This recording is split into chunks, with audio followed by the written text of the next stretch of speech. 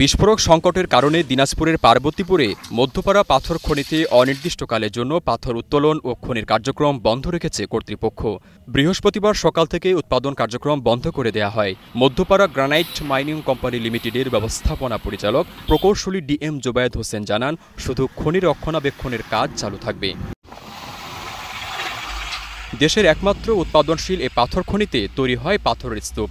বর্তমানে খনিতে মজুদ 12,20,000 metric ton পাথর, যার আনুমানিক মূল্য প্রায় 400 কোটি টাকা। চলতি অর্থ বছরে 250 কোটি টাকা 9.5 লাখ মেট্রিক টন পাথর বিক্রি হয়েছে। তবে পাথর উত্তোলন কাজে বিস্ফোরক কিনতেই খরচ হয় 37 ভাগ, যেখানে আগে শূন্যের কোটায় ছিল।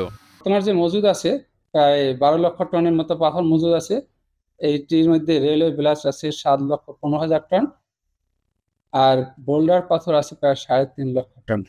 খনির উৎপাদিত পাথর ব্লাস্ট ও বোল্ডারের অন্যতম ক্রেতা বাংলাদেশ রেলওয়ে ও পানি উন্নয়ন বোর্ড। তবে সরকারি দুই প্রতিষ্ঠান খনির সেই পাথর ব্যবহার না করায় মধ্যপাড়ায় এখন পাথরের স্তূপ। মধ্যপাড়া খনিতে উৎপাদিত পাথরের 51% রেলপথে ব্যবহৃত বোল্ডার ও নদী শাসনের জন্য ব্লাস্ট পাথর। অথচ এই দুই আকারের পাথরের বিক্রি নেই। বাকি 49%-এর মধ্যে রয়েছে 7 ধরনের, যেগুলো বছর উৎপাদিত হয় প্রায় 15 লাখ টন। নদী শাসন কাজে খনির বোল্ডার প্রচলিত ব্লকের তুলনায় অনেক বেশি টেকসই, উন্নত মানের ও আর্থিক সাশ্রয়ী হওয়া সত্ত্বেও পানি উন্নয়ন বোর্ড মধ্যপাড়া বোল্ডার ব্যবহার করে না। বিগত সরকারের সময় থেকে রেলওয়ে বিভাগ ও পানি উন্নয়ন বোর্ড ভারত থেকে আমদানি করা পাথরের উপর নির্ভরশীল হয়ে পড়ে।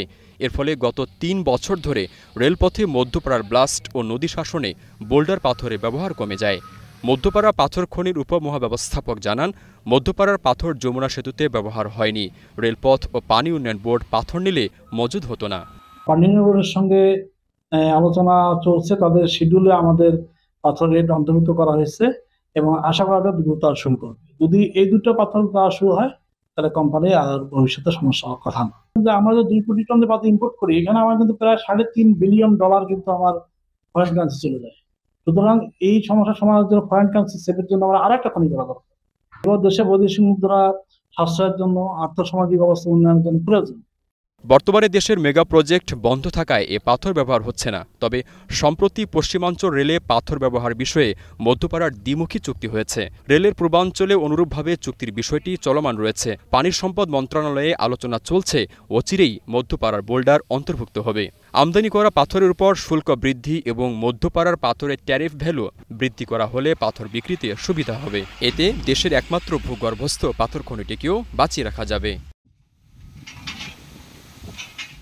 জানা যায়, খনিটি 2007 সালে বাণিজ্যিকভাবে পাথর উৎপাদনে যায়। প্রতিদিন পাথর উত্তোলন হয় 7 থেকে 800 মেট্রিক টন। এতে খনিটি লোকসানি প্রতিষ্ঠানে পরিণত হয়। খনির উৎপাদন ও রক্ষণাবেক্ষণে 2013 সালে 2 সেপ্টেম্বর বেলারুশের জার্মানি স্টেট কনসোর্টিয়াম জিটিসি এর সঙ্গে সরকারের চুক্তি হয়।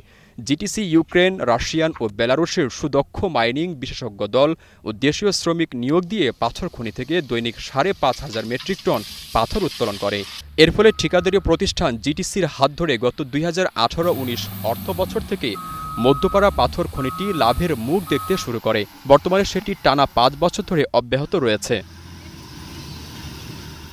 Desk report, star news.